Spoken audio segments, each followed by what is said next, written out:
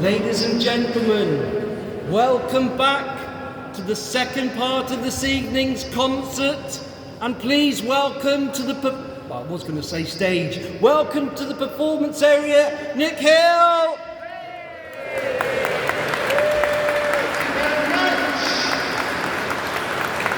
So, that wasn't a bad round of applause. It wasn't the best. It wasn't quite as good as you did for Harriet, who was absolutely superb, wasn't she? She was just. So I think I need to lower your expectations. I was sort of delighted when Mark rang me and said, "Nick, I'm putting on a concert in the Cathedral. I'd like a comedian. Would you come and do 5 minutes?" I said, "Mark, I'd be delighted. I'm just honoured that I'm the first person you rang."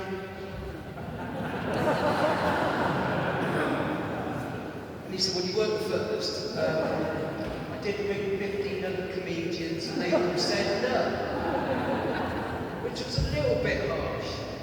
But one of the reasons I sort of agreed to come and do this tonight is, and I know some of you are going to find this hard to believe, but like Harriet, I'm an ex-King's boy and also an ex-Cathedral chorister.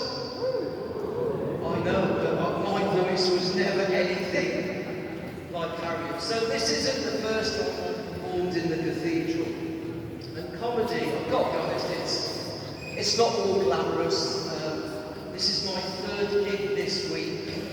Just to give you an idea what the comedy world is like, Wednesday, 4-hour round trip to Swansea to perform to 4 people. Grandmother, her grandson who was just going in the army, boy's mother, so both ladies were in bits in tears, and there was another guy sat behind them, and the first thing he shouted out was, "I don't know why I'm here, I don't even like comedy." I thought that's... Last night, 64-mile round trip to Birmingham. I didn't understand a word they said, and likewise it came back. And I can remember when I was at King's, I never imagined that I would ever go on to do something like this. Because I've got to be honest, I don't really like talking in public, and I'm actually quite social. But I think probably the writing was on the wall, and I brought it this evening. This is my first school report. Aged, I was 5 years, 1 month. This was 1963. And I'll just read out what my teachers thought of me. I was age 5, remember? It took Nicholas a long while to adapt himself to life into kindergarten. He needs children of his own age to play with. I've no idea what kids are playing with. As he is socially immature. How can he be socially immature?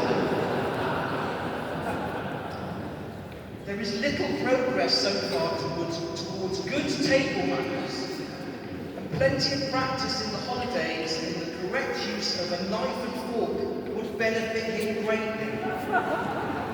That's quite harsh, isn't it, for 5?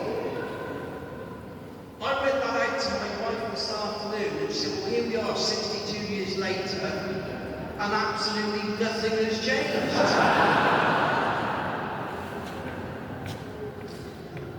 This is obviously a celebration of Gloucester and Gloucestershire, thank you. And in the same conversation with Mark when he phoned me to ask me about the gig, he said, "Are you going to contribute anything else in 2025? So, I haven't really thought about it. Have you got anything in mind? And he said, "Well, how do you fancy doing the cheese roll?" I said, "Are you mad?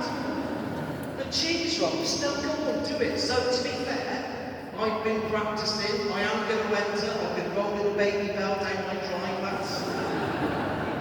And I'm sure we're all aware of the cheese roll and the fact that it was banned for health and safety reasons. But when it was brought back, BBC Southwest came to film it, and they interviewed one of the winners of one of the races, and it was a 15-year-old girl from not a particularly brilliant part of Gloucester.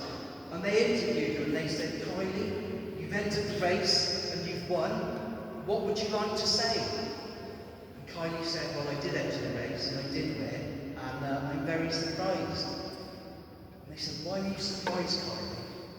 And I thought, Kylie, just say something really profound.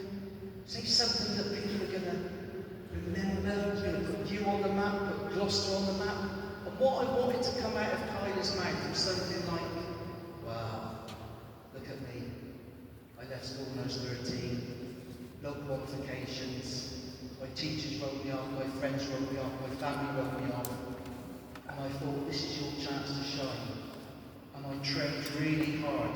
I was out in all weathers, and I got to the top of that hill, and I looked down, and I could see those same teachers, friends, family, all laughing. And I thought, you won't be laughing in a minute.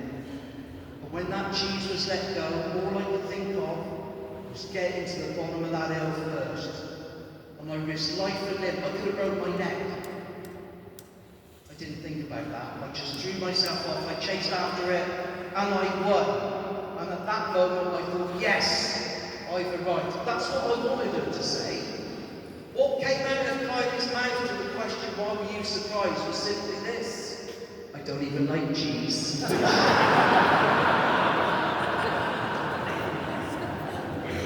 Can't make it up.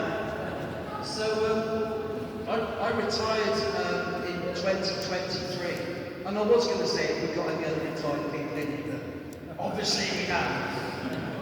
I've got to be honest, it looks like a 6-coach load of summer holidays pulled outside. But I've spent the last 2 years literally 24/7 with my wife, and that's been a bit of a shock. It's been a bit of an eye-opener. We've just got to that stage, and I'm sure there's other retired people who've probably got to the same stage. I call it an irritating stage. We both irritate each other. But for me, it's nothing major. Breathing. And if we're out in the car, we'll come up to a T-junction, and I want to turn right, and I'll say, is it safe to go? And she'll say, yes. And as I'm pulling out, as long as you're quick.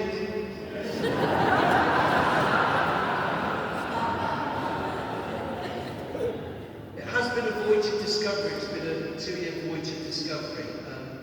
And what I've really discovered about her is that she has clearly missed the vocation in musical theatre, because literally every day in this past 2 years, she's been able to make a song and dance about anything. It's just what I wasn't expecting, and apparently it's obligatory when you retire, is that you have to spend at least 4 days out of 7 at a garden centre. I never realised Gloucestershire had so many.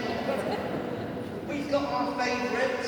We go to Highfields at Whitminster. Does anybody else go to Highfields? Yeah. It's brilliant. I love it there. We go so often, I have a loyalty card. We went there last August on my birthday. I gave the loyalty card over, and the lady said, oh, congratulations, it's your birthday, that's good news, isn't it? I said, no, not really.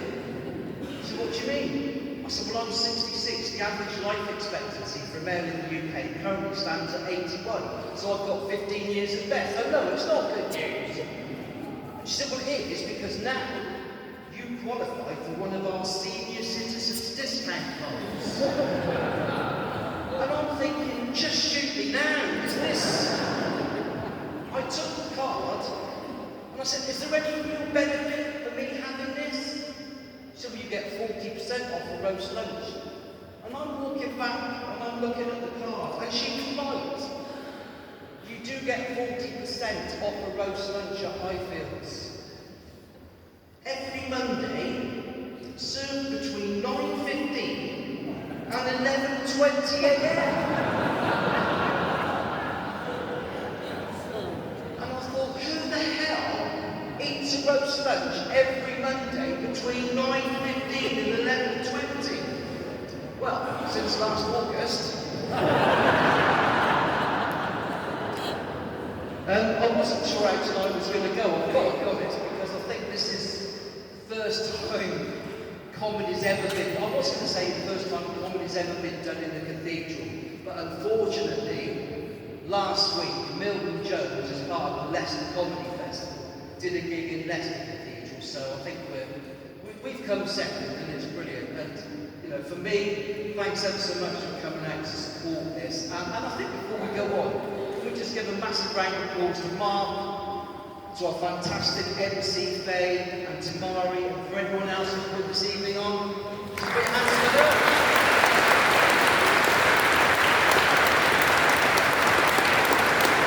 So, your next act for the evening is these wonderful group of people sat in front of us, the Lindley Training Band. Now, Lindley's had a brass band since the 1800s, and like everything, trying to get new players in the modern era means they're looking for new players all the time. So what we've done this evening, we've got 200 trumpets out the back for you all to collect on the way out. The Lindley Training Band, in its current setup, was formed in 2005, and as you'll see, it's a mixture of child and adult learners who want to learn and perform together. So last year they played at 15 events and were out nearly every day during December, which is why some of them look so haggard. And they played everything from church fairs, fates, residential, concerts, bandstand and festivals. They perform a wide range of songs, from classical transcriptions to modern pop arrangements. The band is very proud to be winners of the training band class at the Gloucestershire Brass Band Association contest in November 2024, where they defended their title from the previous year. So without further ado, can you please put your hands together for the Lindley Training Band?